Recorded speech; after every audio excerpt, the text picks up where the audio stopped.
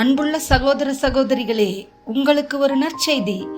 நாம் வரவிருக்கும் 2025 ஆண்டு ஜனவரி 1 365 நாட்களுக்கும் 365 தலைப்புகளின் கீழ் வேத வசனங்களை வாசித்து பகிர இருக்கிறோம். நீங்கள் இதை அனுதினமும் கேட்டு தியானித்து ஆசீர்வாதத்தை பெற்றுக்கொள்ளுமாறு கேட்டுக்கொள்கிறோம். அது மட்டுமல்ல, இதை சப்ஸ்கிரைப் செய்து உங்கள் நண்பர்களிடமும் பகிர்ந்து கொள்ளுமாறு அன்புடன் கேட்டுக்கொள்கிறோம். நன்றி.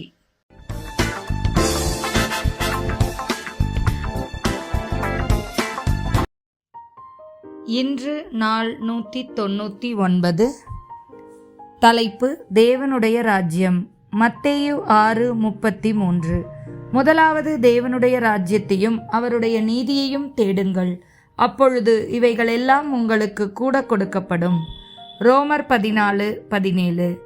தேவனுடைய ராஜ்யம் புசிப்பும் குடிப்பும் அல்ல, அது நீதியும் சமாதானமும் பரிசுத்த ஆவியினால் உண்டாகும் சந்தோஷமுமாயிருக்கிறது. 1 கொரிந்தியர் 4:20.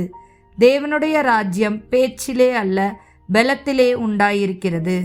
மார்க் 1:15.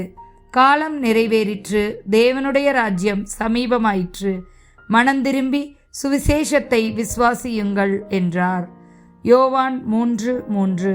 இயேசு அவனுக்கு பிரதியுத்தரமாக, ஒருவன் மறுபடியும் பிறவாவிட்டால் தேவனுடைய ராஜ்யத்தை காணமாட்டான் என்று மெய்யாகவே மெய்யாகவே உனக்கு சொல்கிறேன் என்றார்.